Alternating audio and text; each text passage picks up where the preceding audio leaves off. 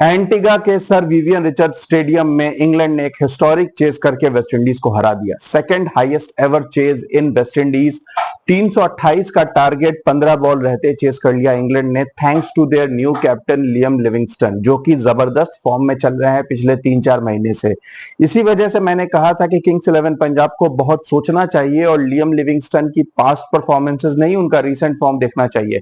अब वो उस पर्पल पैच को हिट कर गए हैं जो उनसे एक्सपेक्टेड था और अब वो जबरदस्त परफॉर्मेंसेस दे रहे हैं।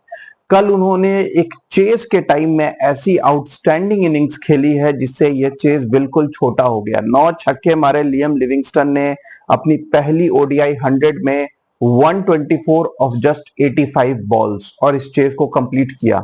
आप इमेजिन कर सकते हो कि कितनी जबरदस्त बैटिंग की उन्होंने, जबकि एक टाइम पे वो 59 बॉल्स पे 48 थे। आखिरी 76 रन उन्होंने सिर्फ 26 बॉल पे बनाए। 26 बॉल पे 76, आप इमेजिन कर सकते हो। 18 रन पर ओवर के रन रेट से उन्होंने बैटिंग की और इस चेस को किल कर दिया, जबकि West Indies most of the chase match में थी जब उन्होंने 328 रन का टोटल पोस्ट किया था। साथ साथ इंग्लैंड में 3 लोगों ने हाफ सेंचुरी बनाई। ये बहुत रेयर देखने को मिलता है कि एक ओडीआई मैच में एक आदमी ने सेंचुरी बनाई, एक प्लेयर ने सेंचुरी बनाया और साथ में 3 अलग प्लेयर्स ने हाफ सेंचुरी बनाई। सैम करन, जिनको कि अब ज्यादा बैट्समैन की तरह यूज किया जाता है और कम बॉलर की तरह, जी हाँ, उनको सिर्फ 3 ओवर बॉलिंग दी गई और बैटिंग में नंबर 6 पे बैटिंग कराई गई। उन्होंने एक बढ़िया हाफ सेंचुरी बनाई एक क्रिटिकल स्टेज में। आजकल इंग्लैंड एक नए लेफ्ट आर्म स्पिन बॉलर, एक ऑलराउंडर को आप कह सकते हो अपॉर्चुनिटीज दे रहे हैं ऑस्ट्रेलिया सीरीज से, जैकब बेथल, और जैकब बेथल ने भी एक बढ़िया हाफ सेंचुरी बनाई 55 और 57 बॉल्स, और वो एक अच्छे यूजफुल लेफ्ट आर्म स्पिनर भी है। इनफैक्ट ऑस्ट्रेलिया के खिलाफ होम सीरीज में वो ज्यादा नीचे बैटिंग कर रहे थे और बॉलिंग उनकी प्रेफरेंस थी, लेकिन अब वो बैटिंग में नंबर 4 पे बैटिंग कर रहे हैं। मतलब वो एक प्रॉपर ऑलराउंडर है और इंग्लैंड ने एक सही टैलेंट आइडेंटिफाई किया है। गोइंग फॉरवर्ड आपको जैकब बेथल नाम याद रखिएगा, ये इंग्लैंड के हर व्हाइट बॉल मैच में आपको देखने को मिलेंगे।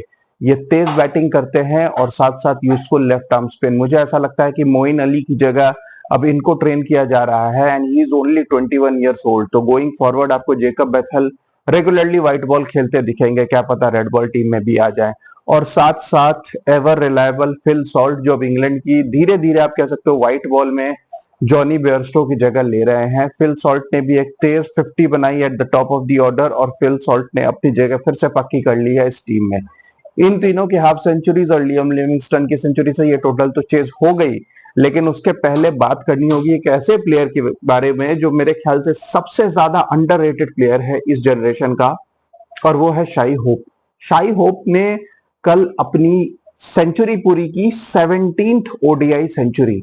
और आपको बता दूं कि 2020 के बाद से ना तो बाबर आजम, ना फकर जमान, ना विराट कोहली, बल्कि शाई होप वो प्लेयर है जिन्होंने सबसे ज्यादा हंड्रेड्स बनाए हैं, 9 hundreds.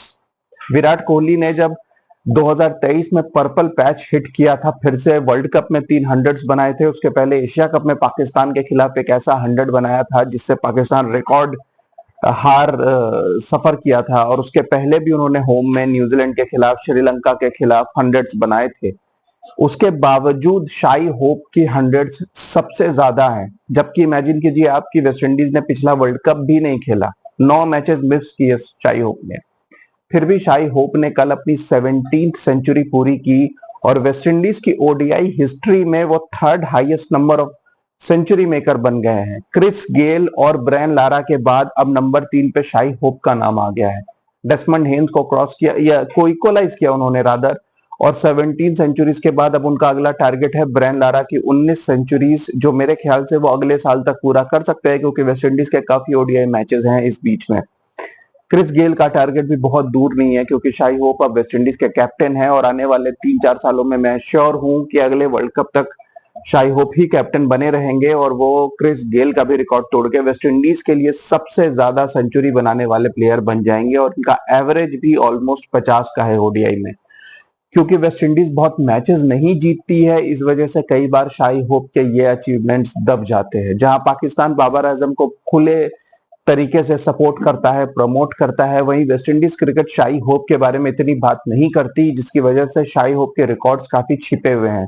17 ODI centuries in just 129 games with an average of almost 50 over 5000 runs. In fact वो वेस्ट इंडीज के टॉप 10 रन गेटर्स की लिस्ट में भी आ गए हैं ऑलरेडी, और आने वाले कुछ दिनों में वो नीचे के कुछ नाम जैसे कार्ल हूपर, रामनरेश शर्वन, इनसे ऊपर चले जाएंगे, और फिर ये अगेन ब्रायन लारा और क्रिस गेल, जो सिर्फ 2 प्लेयर्स हैं वेस्ट इंडीज के जिन्होंने 10,000 से ऊपर ओडीआई रन बनाए हैं, उसके बाद ये डेफिनेटली नंबर 3 के स्ट्रॉन्गेस्ट कंटेंडर है।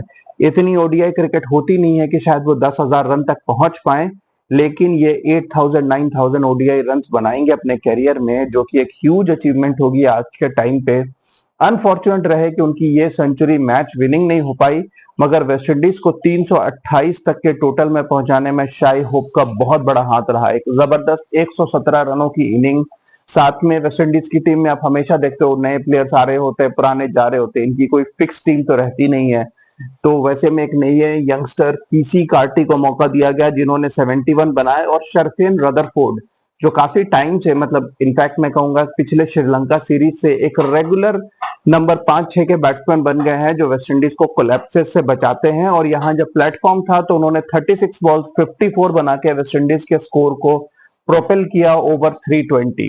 तो एक बढ़िया टोटल, एक बढ़िया मैच देखने को मिला, और एक मैच वेस्टइंडीज जीत चुका है, एक मैच इंग्लैंड। तो अब सीरीज फिनाले देखने में मजा आएगा। देखते हैं ये सीरीज कौन जीतेगा, क्योंकि अपने होम में वेस्टइंडीज की टीम भी काफी टफ है, और इंग्लैंड की टीम में ऑफ कोर्स कुछ रेगुलर्स नहीं है, तो इंग्लैंड की ये टीम बीटेबल है। तो देखते हैं कि तीसरे ओडीआई में क्या होता है, लेकिन यहाँ पर शाई होप और लियम लिविंगस्टन ने मेला लूट लिया। Keep watching guys, thank you.